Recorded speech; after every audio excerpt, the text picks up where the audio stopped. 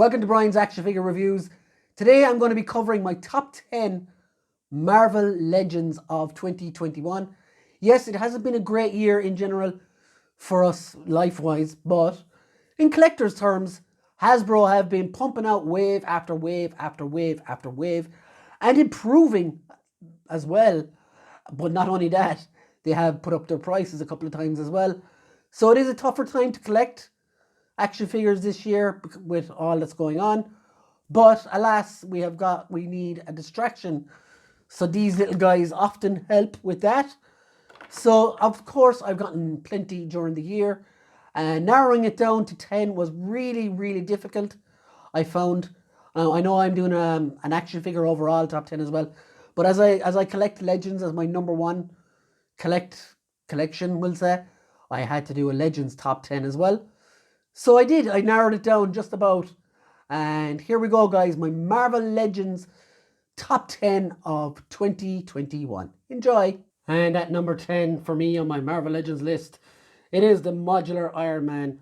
Straight from the Marvel vs. Capcom games and the Iron Man animated series.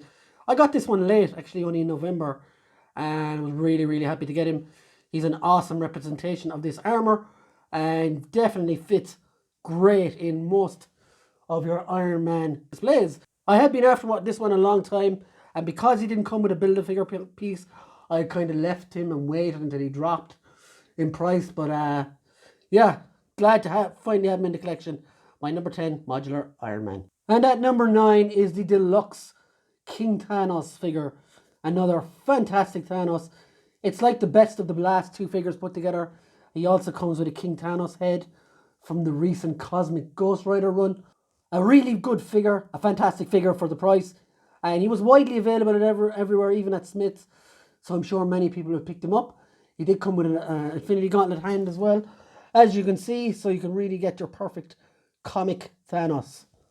So that is my number 9. It really was the year of the villain at Hasbro this year. And at number 8 is a figure that's long needed a redo. And that is the classic Wolverine villain, and X-Men villain actually, you might say.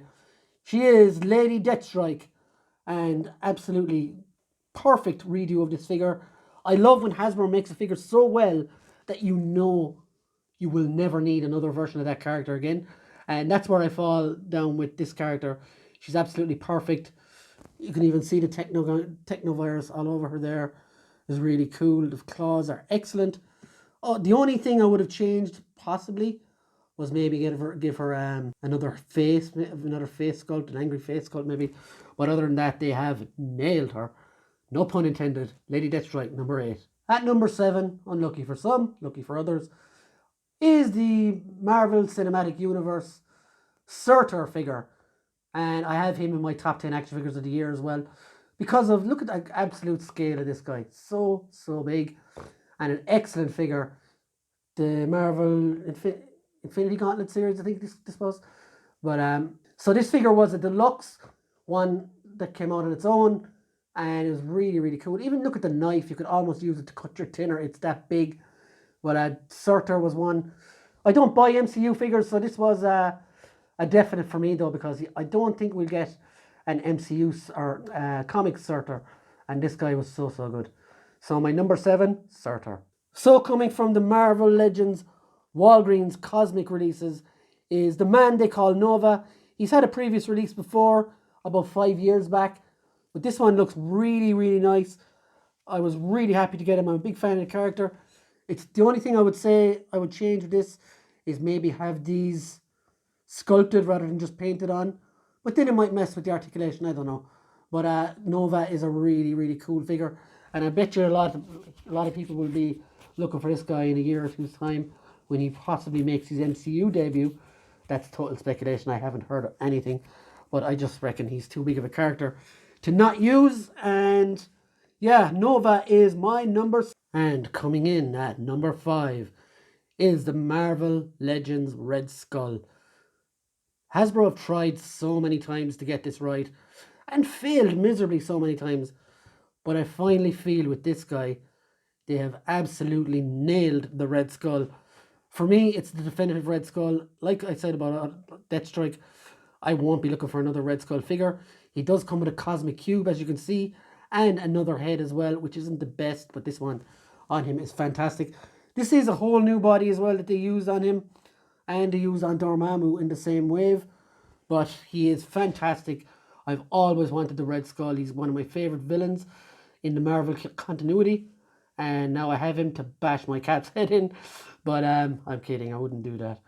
But that is my number 5, the Red Skull. And at number 4, I've even surprised myself that there is 2 MCU characters in my Marvel Legends top 10, but this one is thoroughly deserving of the number 4 spot in my opinion. It is the Scarlet Witch from WandaVision. And when I saw this comic accurate costume, I knew they were going to make a figure of it, but I didn't think that it would be this damn good, that it's better than all the other comic ones that were out at that point in time. And I didn't have a Legends Scarlet Witch, so when I saw she was out, I just had to buy her. And as you can see, with this face sculpt on Wanda is absolutely insane. This figure is incredible. It looks incredible.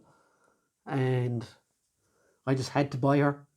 Not so much the Vision one, but yeah, Wanda is absolutely class. Definitely deserves to be in the top 5, and almost got into number 3, but for this next one. And we're in the deep water now. Number 3. Number 3 for me is the PulseCon Venom.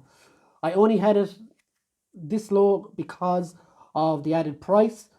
It was like 30, 40 quid because it was a PulseCon exclusive. Other than that, I would have easily had it at number 1. But this guy is absolutely brilliant. He is my favourite Venom figure to date. And like I said, for some of the others, I don't think I'll be needing another Venom figure now that I have this guy. And I can't see any... My only takeaway that was bad is these holes that they never filled in.